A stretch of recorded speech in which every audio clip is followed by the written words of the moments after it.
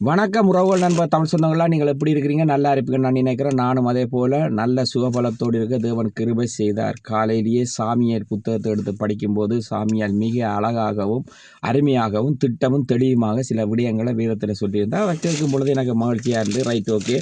அடுத்த கட்டம் என்ன, விடிய வேலை முடிஞ்சுது. அடுத்த கட்டம் ஒரு பக்கிய தொண்டு போய் வாங்கியிருந்தேன். நான் இப்போ பக்கிய தொண்டு வாங்கியிருந்தேன் நான் என்னென்னு கேட்டால், குளிர் நேரத்தில் புரஞ்சிக்காரர் அப்படியே ரோட்டில் போய்க்கல பக்கியத்தை தான் கடிச்சு கொண்டு போவாங்க. Right okay. அப்போ ஒரு பக்கெட்டை வாங்கி கொண்டு வந்துட்டு இப்போ ஒரு அலுவல் இருக்குது, போகணும்.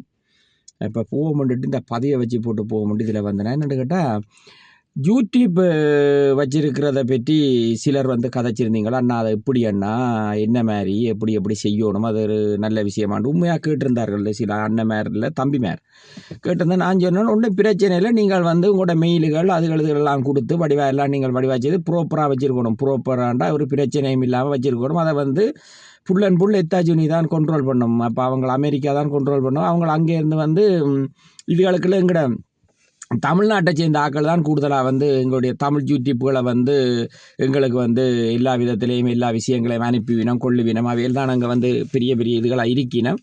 அப்போ நீங்கள் அதை நல்லபடியாக கொண்டு போனீங்களென்று சொன்னால் அது நல்லபடியாக உங்களுக்கு வந்து உண்மையிலேயே காசு வரும். இப்போ நீங்கள் வந்து என்ன சொல்கிறது, உழைப்பு தானே உலகத்தில் முக்கியம். இப்போ உழைக்கிறதுக்கு நீங்கள் என்ன செய்யணும்? இப்போ நானெல்லாம் வந்து எப்படி என்று கேட்டால் உண்மையை சொல்லணும். நான் தமிழ் கடையில் நான் தமிழ் கடையில் நின்று சருகேக்கில் எனக்கு ஆரம்பத்தில் இருந்த புரஞ்சிக்கார முதலாளின்ற கையால் வந்து இறுக்கி பிடிச்சிட்டேன். சரிதானே, இறுக்கி பிடிச்சேன்டா இப்படி பிடிச்சேன், வேலைக்கு ஏற்ற மாதிரி பிடிச்சிக்கொண்டா அவையில் என்ன மாதிரி நான் போனால் நான் அவையிலையும் வந்து அவையிலும் என்ன சொல்லி நான் பாடாண்டுவேன்னா நானும் பாடாண்டுவேன். ஏன்னா அவைகளுக்கு தமிழில் நாங்கள் சொல்கிறதா அவைகளுக்கும் பிடிக்கும் எங்களுக்கும் பிடிக்கும். ஆனால் என்ன தெரியுமா, எப்பயுமே வந்து அவங்க வந்து வேலை நேரத்தில் வந்து கொஞ்சம் கரகரப்பாக இருப்பேன். பேருந்து நிலை ஜாலி டைப்பாக இருக்குது. மேசைக்கு சாப்பிட வந்துட்டோம்னு சொன்னால் நான் வேலை செய்கிற இடத்துல வந்து நானே சாப்பாடுகள் ரெடி பண்ணுவேன். 2 ரெஸ்டாரண்ட்டுக்கு போயிடுவேன், 2லேயே நானே சாப்பாடு ரெடி பண்ணுவேன். அப்போ சாப்பாடு எல்லாருக்கும் மேசையை கொண்டு வைக்கிறது, எல்லோரும் சாப்பிடுவேன், சந்தோஷமாக இருப்பேன். அது ஒரு நல்ல சந்தோஷம். ஏன் இதை சொல்கிறேன்னு சொல்லுங்க. அப்போ பிடிக்க வேண்டிய இடத்த சருகையில் நாங்கள் வன்னியில் எங்கே பிடிக்கணும்னா கருங்காலியெல்லாம் பிடிக்கணும். கருங்காலி மரத்தை பற்றி உங்களுக்கு தெரிந்தானே பிடிக்கணும். அப்படி நாங்கள் வந்து இங்கே வந்து எப்படி பிடிக்கணும்னு கேட்டால், சரியீட்டம் ஒரு விஷயத்துக்குள்ள நின்று சரியீட்டம்னு சொன்னால் அவைகளோட போய் வம்பு வழக்கல் வளர்த்து கொண்டு இருக்கிறா தேவையில்லை. லெஸ் தொம்பே தூக்கி எறிஞ்சி போட்டு அடுத்த கட்டம் எங்கே போகணுமோ என்ன செய்யணுமோ அதை பார்த்துக்கொண்டு நாங்கள் அடுத்த கட்டத்துக்கு போகணும். போயிட்டு டக்கண்டு இந்த பழைய புரஞ்சி முதலாளிமாரோடைய எல்லாம் லிங்க் ஆகி டக்கண்டு வேலையில் தொடங்கினோம். டக்குன்னு நாங்கள் இங்கே விழுந்துட்டோம்னு சொல்லி ஒரு நாளும் நீங்கள் என்ன சொல்கிறது, சில பேருடைய பெரிய தவறு, எங்கட அண்ணன் தம்பிமாருடைய தவறுகள் என்னென்னு கேட்டால், ஒரு பிரச்சனை வந்துட்டுன்னு சொன்னால் நீங்கள் வந்து என்ன செய்கிறீங்க, நீங்கள் சில விடயங்களில் இருந்து என்ன சொல்லுங்க தப்பாக நினைக்கக்கூடாது, தவறான முடிவு எடுத்துடுறீர்கள். தவறான முடிவு எடுத்து சில விடயங்களில் வந்து நீங்கள் என்ன சொல்கிறது, சிலர் வந்து உண்மையிலேயே இங்கே வந்து அதாவது ஆம்பளைகள் வந்து நிறைய கஷ்டப்பட்டு தான் முன்னேறி வரையினோம். ஆனால் சில பிரச்சனை வந்தோடனே என்ன செய்யணும்னு கேட்டால் உடனே சோர்ந்து போய் உடனே அட்கோள்கள் அதிகமாக பாவிச்சு வேறு வேறு பிரச்சனைகளுக்கு எல்லாம் போய் அப்படி நீங்கள் உங்களை நீங்களே ஒரு என்ன சொல்கிறது, உங்களை நீங்களே கஷ்டப்படுத்தி கொள்கிறீங்கள். இந்த சரீரத்தை தந்தது முதலாவது தாய் தகப்பன் தான் சரீரத்தை தந்தது. அப்பா உயிர், அம்மா சரீரம், 2 வச்சுக்கொள்ளுங்கள். அப்போ நீங்கள் வந்து இந்த சரீரத்தை என்ன செய்யணும், அழிஞ்சு போக விடக்கூடாது. உங்களுக்கு என்ற ஒரு என்ன சொல்கிறேன், நாங்கள் வேதத்தின்படி ஜெபிக்கல தேவன் சொல்கிறாங்க, ஆயுசு நாட்களை உனக்கு ரெட்டிப்பாய் தருவேன் என்று வேதம் சொல்லுது. அப்போ ஆயுசு நாட்கள் என்று கேட்டால் எங்களுக்கும் ஒரு வயது எல்லைகள் இருக்குது. அந்த வயது எல்லை வரைக்கும் நாங்கள் சந்தோஷமாக வாழணும்.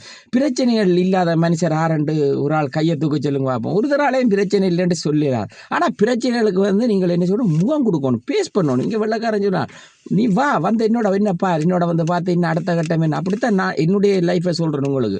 அப்படித்தான் நான் இங்கேயும் டக்காண்டு போவேன், டக்காண்டு வருவேன். இந்த விஷயங்கள் இந்த என்னடா இந்த கை நீட்டுறது பிரச்சனை பண்ணுற பழக்கம் அது நல்லதே இல்லை. அதுகளை விடுங்கோ, உழைக்கிற வழியை பாருங்கள். சில பேர் வந்து வீம்புக்கு உங்களுக்கு வந்து ஃபேஸ்புக்கில் ஏட்டிக்கு போட்டி ஒவ்வொரு விஷயத்தை வைப்பாங்களா, அவங்கெல்லாம் விடுங்க, அவங்கெல்லாம் தூக்கி எறிஞ்சு போட்டு நீங்கள் போய்கொண்டே இருக்கணும். நான் அப்படித்தான், இங்கே வா பிரச்சனை, இங்கே வா, என்ன பிரச்சனை உனக்கு, என்ன கதைக்கணும், வா கதைக்க வாரன், என்ன கதைக்க போகிற, எல்லாரும் தமிழர் தான், வா கதைப்போம், கதைச்சி போட்டு விஷயத்தை முடிச்சுட்டு போகும். இந்த பிரச்சனைகளை கண்டு நீங்கள் பயந்து ஓடக்கூடாது. எங்களோட அண்ணன் தம்பிகளாக இருந்தானே, எங்களோட சொந்த பந்தங்களாக இருந்தானே, யாராக இருந்தாலும் ஓடக்கூடாது.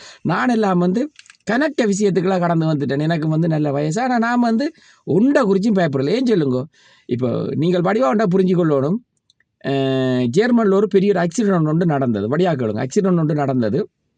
அந்த ஆக்சிடெண்ட்டில் பாதி இல்லை, தமிழாக பாதி இல்லை. இப்போ இந்த காரில் நான் இப்போ வந்து ஏறக்குறைய இப்போ நேரம் 12 காலாவது, 1 மணித்தால ஓட போகிறேன். 1 மணித்தால ஓடைக்குள்ள ரோட்டு எப்படி இருக்குது, ரோட்டின் நிலப்பாடு எப்படி இருக்குன்றதை முதல்ல பார்ப்பேன். நான் 2 ஃபோன் வச்சுருக்கிறேன். ஒன்று வந்து என்னத்துக்குன்னு கேட்டால் ரோட்டு கண்ட்ரோலுக்கு அதை அப்போ இறக்கி அதை ஒரு பக்கத்தில் வச்சிருவேன். ஒன்றை வந்து நான் வந்து இதில் நவிகேஷனுக்கு ஏற்றி விட்ருவேன். இப்போ ஏற்றி விட்டு ஓடைக்குள்ள ஓட்டங்கள் ஒவ்வொரு மாதிரி இருக்குது, வேகங்கள் ஓடிக்கொண்டிருப்போம். இந்த ஆக்சிடெண்ட்டை சொல்கிறேன். அப்போ எந்த நேரம் என்ன மனுஷனுக்கு நடக்கும்போது ஒரு தராலையும் கேரண்டி பண்ணிடலாம் ஐயா, அதுதான் உண்மை. ஆனால் நீங்கள் என்னடான்ட்டு பார்த்தா ஒருதன் வளர்ந்து வரான்ட்டு சொன்னால் இவர் என்ன யூடியூப் கொண்டு வச்சிருக்கிறார், இதை கதைக்கிறார் அதை கேட்குறார். உங்களால் முடிஞ்சதை செய்யுங்கப்பா சமூகத்துக்கு. நீங்கள் பணம் காசு வச்சிருந்தா போல் சமூகம் வந்து எந்த நாளும் இவர் பெரிய பணக்காரன், இவர் பெரிய அதுக்கு சொந்தக்காரன், இதுக்கு சொந்தக்காரன் சொல்லப்படாது. நீங்கள் எங்கேயும் சரியிட்டீங்களா உங்களை பிரித்து மெஞ்சு சொல்லி கொண்டு போய்கொண்டே இருக்குங்கள் சரிங்கள் சரி. ஆனால் நான் என்ன சொல்ல வரேன்னு கேட்டால், என்னுடைய வன்னிமலத்தில் யூடியூப் சார்பில் நான் என்ன சொல்ல வரேன்னு கேட்டால், எப்பயுமே சில விஷயங்களை கதைச்சி பேசி முடிச்சுட்டு போய்கொண்டே இருங்கோ, நின்று பார்க்காதீங்கோ. வேதம் என்ன சொல்லுது, ஆபிரகாமும் லோத்துவுக்கும் பிரச்சனை வந்தது. வேதம் தேவன் என்ன சொன்னார், இங்கே வாப்பா ஆபிரகாம், இங்கே வாப்பா லோத்து, நீ வடக்க போ, நான் கிழக்க போகிறேன்.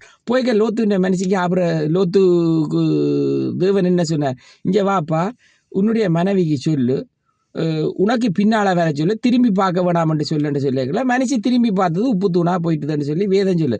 அப்படி பிரச்சனைகள் வந்தால் நீங்கள் என்ன செய்யணும்னு அதை பிரச்சனையை பார்த்து பேசி கொண்டிருந்தீங்கன்னு சொன்னால் உங்கள் உற்றுதராலையும் வாழையிலாது தூக்கி எறிஞ்சி போட்டு அடுத்த கட்டத்துக்கு காலத்துக்கு முன்னுக்கு வச்சு போய்கொண்டே இருக்கணும். அதான் ஐயா கெட்டித்தனம்.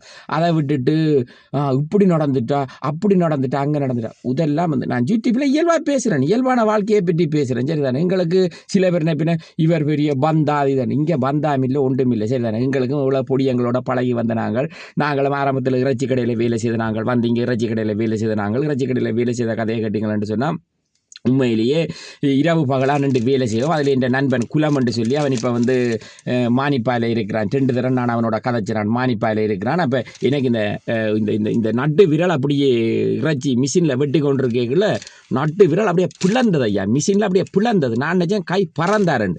அதுக்கு பிறகு உடனே மாமா சொன்னார், உடனே ஓடி போய் நீ கட்டை போடு ஹாஸ்பிட்டல் என்றார். உடனே போய் கட்டை போட்டுட்டு வந்து அதுக்கு பிறகு நாங்கள் லாச்சப்பல்ல வந்து முழு இடமும் எல்லாம் செட்டு நாடு வேணுமா, ஜூட்டண்ணா கடை வேணுமா, கணேசா கோனர் வேணுமா, தேன் சுரவி வேணுமா, எல்லா இடத்துக்கும் நாங்கள் இறைச்சி எல்லாம் கொடுத்து அதுகளெல்லாம் கலெக்ட் பண்ணி அப்படியெல்லாம் வளர்ந்து வரைக்க மாமா கூட அந்த கடையிலேருந்து வெளியே போயிட்டார். இப்போ மாமா கூட அங்கே வன்னியில் போய் நின்று கொண்டு இவ்வளவு காரியத்தை செய்கிறார். அப்போ பிரச்சனைகளை பார்த்து நீங்கள் பேசி கொண்டுட்டீங்கள் என்று சொன்னால் வாழையிலாது. பிரச்சனைகள் ஒரு பக்கம் வையும்.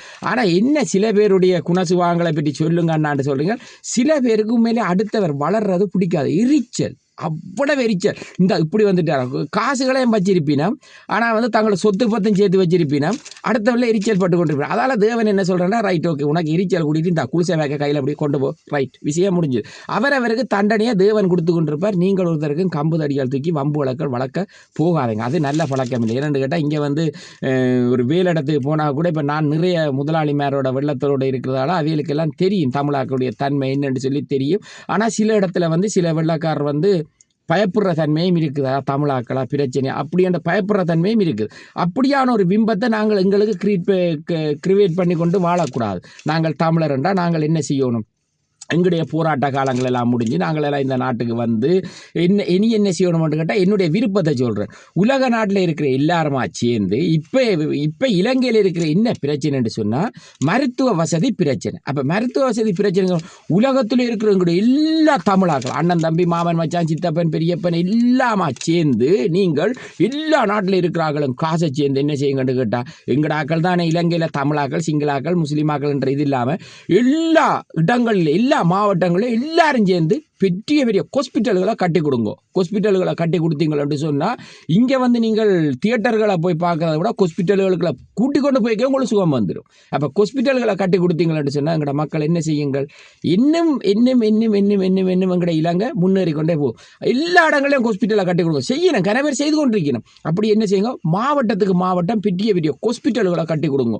ஹாஸ்பிட்டல்களை கட்டி கொடுத்து விடுங்க. திறமான பணிவிடக்காரர் அதில் வந்து கொண்டே நிறுத்துங்க. இங்கேருந்து படிச்சுட்டு நீங்கள் ஸ்ரீலங்காவில் போய் டாக்டர் ஆயிருங்கோ, இங்கேருந்து படிச்சுட்டு போய் டாக்டர் நீங்கள் இன்ஜினியர் ஆயிருங்கோ, அப்படி கணக்க விஷயங்களை செய்யுங்கோ, லோயர் ஆயிருங்கோ, அப்படி பெரிய பெரிய காரியங்கள் என்ன இந்த நாள் பார்த்தாலும் என்னடாப்பா டிக்டாக்கில் சண்டை, ஃபேஸ்புக்கில் சண்டை, யூடியூப்பில் சண்டை, எங்கே பார்த்தாலும் சண்டை பார்த்து போட்டுங்கிற வேலை இடத்துல சில நேரம் வேலை செய்கிற பொடிகள் எடுத்து காட்டிட்டு இங்கே பாரு இப்படி உண்மையாக காட்டுறாங்க. பொய் பேச இல்லை, பொய் பேச வேண்டிய அவசியமே இல்லை. ஏன்னு கேட்டால் நாங்கள் மற்ற வேலைக்கு பொய் பேசிட்டு போகலாம், ஆனால் வாயுவில் விரித்து படிக்க தேவன் கேட்பார், இன்றைக்கு காலையிலேருந்து மாலை வரைக்கும் நீ என்ன செஞ்சுட்டு வந்தனி என்று தேவன் கேட்பார். நான் தேவனுக்குத்தான் உண்மையிலேயே எப்பையும் பயப்படுறது.